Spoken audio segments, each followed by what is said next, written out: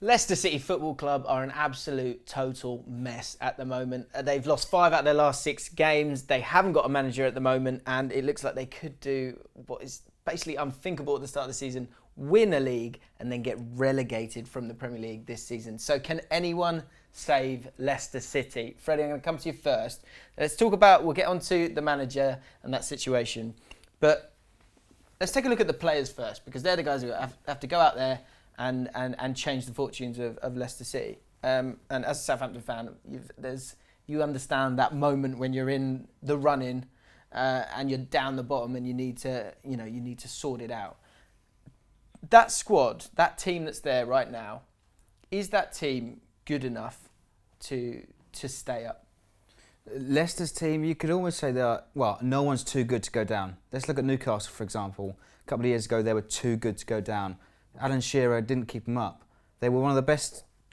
Carver as well, done it twice. Yeah. Carver, self-proclaimed best coach in England, wasn't he? He got sacked last week as well, in Cyprus. But, there's this thing that came out in the news about the players revolted against Ranieri, and that's, I think, what's happened. Despite Schmeichel, Vardy and Morgan and co, dismissing those reports, I think the reality is that the players have more power than a manager now.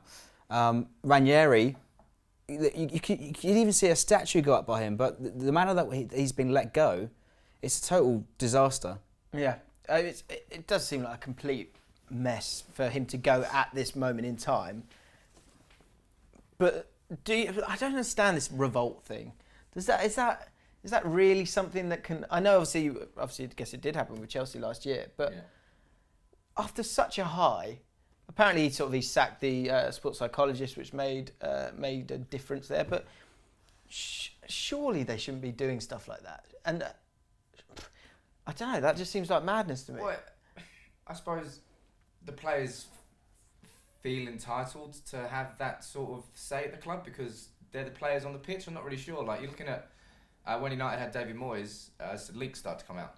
Loads of leaks from the dressing room. The starting 11 was always known like 4 hours before kickoff, and that never happens. Right. And before Mourinho came in, there was loads of leaks coming out saying the players were concerned at Mourinho's management style. So it doesn't matter about that. You have no say on that. It doesn't matter who's in charge of you.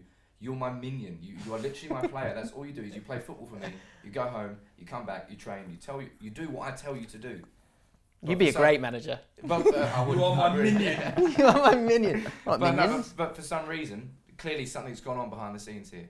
The Leicester that we're not privy to. So there's only so much you can say. But players revolting is revolting. They really shouldn't be, especially against Ranieri. I'm sorry, I didn't even plan that. That's just gold, isn't it? It's just gold you've got within you. Yeah, for them to have done that to Ranieri after the year, which was Leicester's year, they're going to be like the new Leeds. They're going to, in 20 years, they're going to be down there going, oh, do you remember that? Maybe we should have started with it. They'll always have that. Yeah, that won't ever disappear, but now they're returning to where they belong. They had their little day in the sunshine. Fuck off.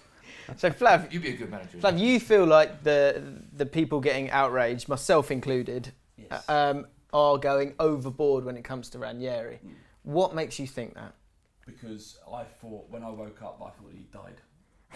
That was the extremity of the coverage in the press. It was like it isn't like a football manager who's done horrendous this season, who was taking Leicester down. All of that wasn't the case. It was just he won the league last year, which was an amazing achievement. Blah blah blah. The fact is, Leicester were going down, and could you really allow Ranieri to take Leicester down? How do you know that they're? See, this is my thing with this, right? You have to act or don't act. If they don't, yeah, absolutely, don't act. That's my opinion. My opinion is so in this profession, right, where we know Fergie, Wenger, those guys who are given trust and allowed to create longevity are managers who do well and who are successful. We are now the landscape now is that if you lose 6 games, regardless, I understand if you look at it from those games and the form this season, absolutely should get sacked. But this isn't your normal example. There needs to be in this profession where you need to be allowed to get enough credit in the bank to be trusted to sort out the mess that he got himself in.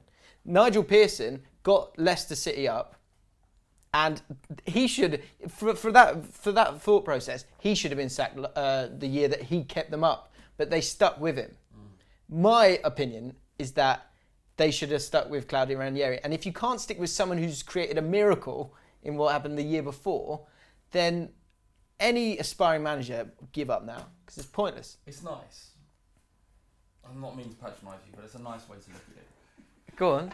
Football was patronising. But do you know what? Everyone's going like Adam in the office is going. Oh, it's they showed Bottle to sack him now. Yeah. I think that's gutless. I think it's easy. All right, change it, get another one in. Change it, get another one in, and it might fix it. Why don't you have some integrity and keep the manager and let him sort out the mess that he's created? It's not about integrity. Because you just said yourself, £100 million worth of league money.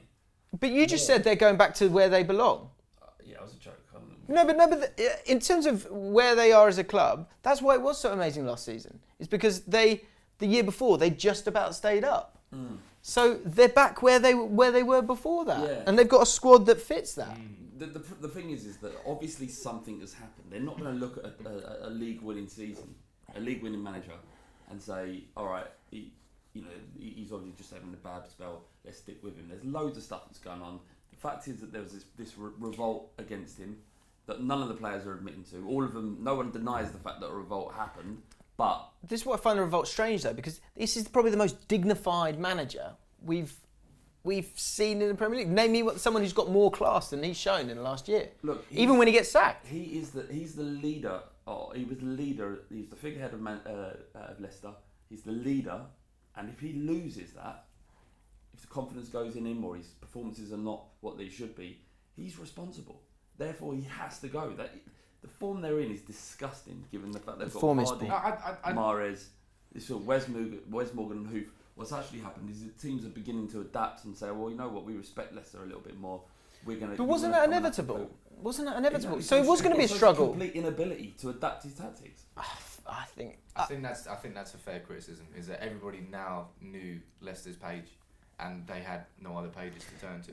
And Nice. but the players themselves, you can't put all responsibility on a manager. In the summer, Jamie Vardy decided to stay at Leicester because he had belief in what was going on there, and all of a sudden he's now a player which is clearly part of this revolt, and that was the worst statement. Like it's 48 hours after he got sacked. The most PR statement you've ever seen on Instagram. It was very PR, yeah. There's a shared responsibility across the board, but what the board has taken has looked at this from a risk management perspective. They said it's less risky to sack him now than to let him go for the end of the season. Doesn't make it right. I didn't say it was right. No, it does make it right. No, I didn't say it was right. Right in ethics or moralistically. Or Moralistically, right, if that's a word. or the right. Is that a word? Yeah, it is a word. For the right. Was it right moralistically, or was it right for Leicester? I tell you what, the answer will be, and this is, and we were talking about this as well. The answer will be stay up or not? Exactly, and it'll also be and that will be dependent on the manager they bring in, right? And so, let me read a few of the options for this job that the guy who'd won the league the year before wasn't worthy of. Nigel Pearson, someone who they sacked for Ranieri, and when they sacked him, they said their relationship was no longer viable. Now it's viable, apparently. It's just been Dookie's fault. Apparently it's favourites, yeah, that's a good point. I'll tell you what, I'll read them through and then we'll go over it. So Nigel Pearson is the favourite at the moment. Then you've got former England boss Roy Hodgson. Yeah, we'll get on to it. I'll just read them through. Caretaker manager Craig Shakespeare, Goose Hiddink, if I'm saying that right. Alan Pardew, 16-1. And yeah, that's about it in terms of the front runners. Martin O'Neill, who I thought would be the best suggestion, has said that he won't be doing that. He's going to stick with Ireland. So, now what? Well, Gus Hiddink would give you what you needed. I think it would keep them up. He'd be able to adapt to the tactics accordingly. Adapt the tactics accordingly. And obviously there are still some brilliant players in that team, and Hiddink has the credentials. Never gone to a team and done poorly. The others are big gambles. Like Pearson, as you said, the relationship there, I think that rules him out. Surely Shakespeare, which is weird. The weird one is because players are coming out saying like Shakespeare should be given the opportunity. It's because dangerous. It's what they know. Yeah. And if you're given the mutiny thing, that if that's even true, if they want this guy in, suggests that he could be a bit of a yes man to the players. He's never had a responsibility in the club as a manager, and it's alarm bells will be ringing. I think if they bring Shakespeare in, they go down. Something I said to you guys off camera beforehand was, If you're the board's perspective, you can understand from the strictly business perspective why Ranieri was sacked. But to do it, you need to have his replacement outside the door, ready to walk in. Oh, sorry, like the awkward corridor part. Orcs.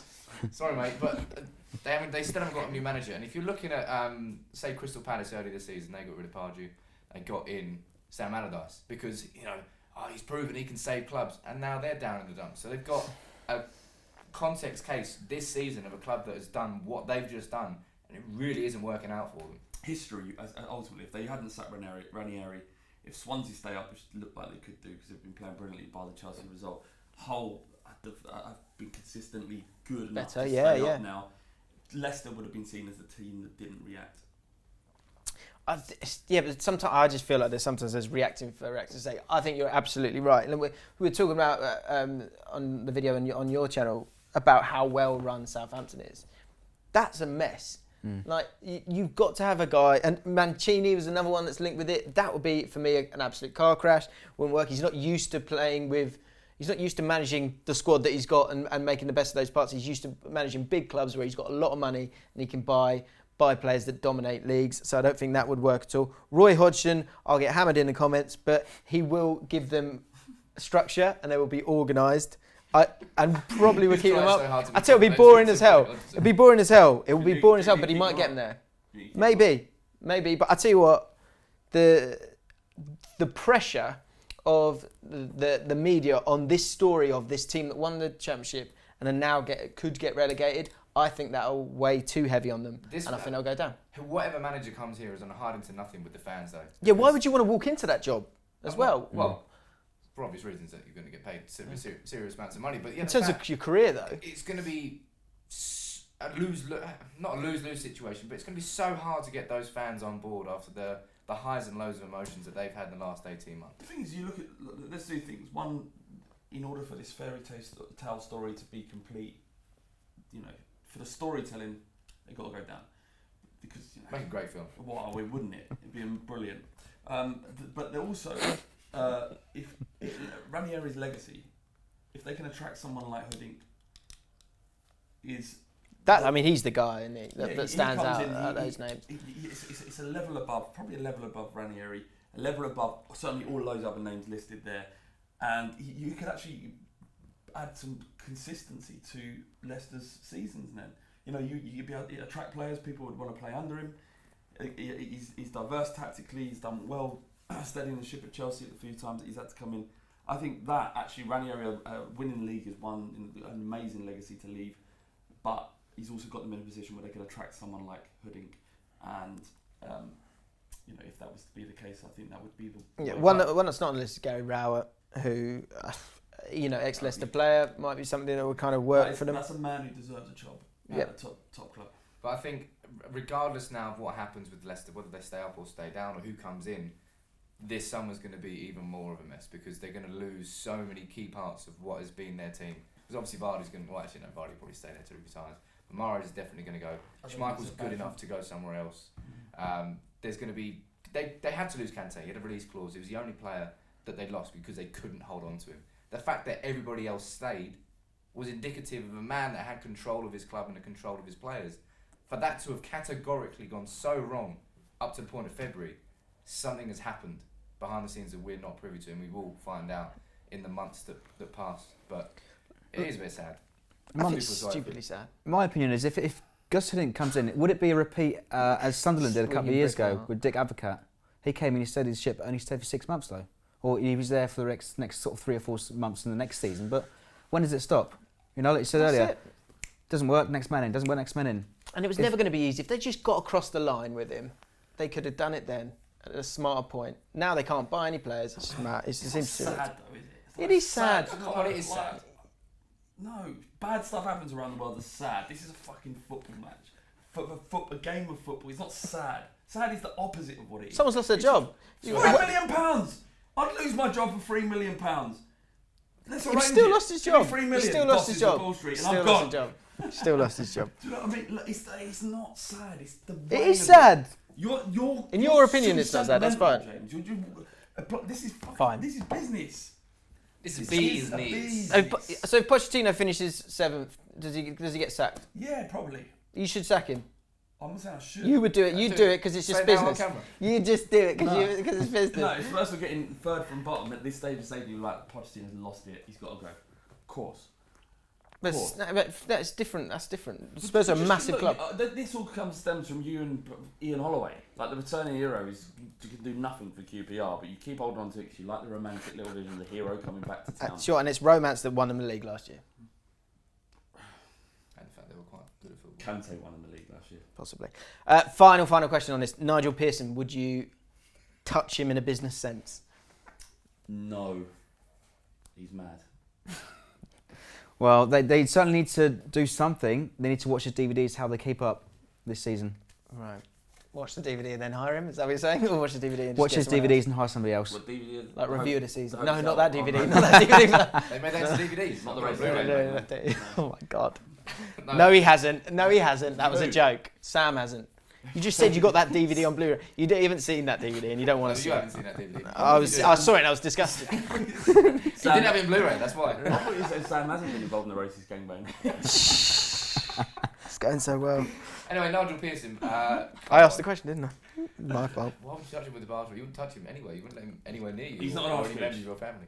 I'd rather have an ostrich manage Leicester City. Gotta be- Right, let us know. Leicester City, yes, it's a bit of a mess. Leicester City fans, tell us who do you want as the manager?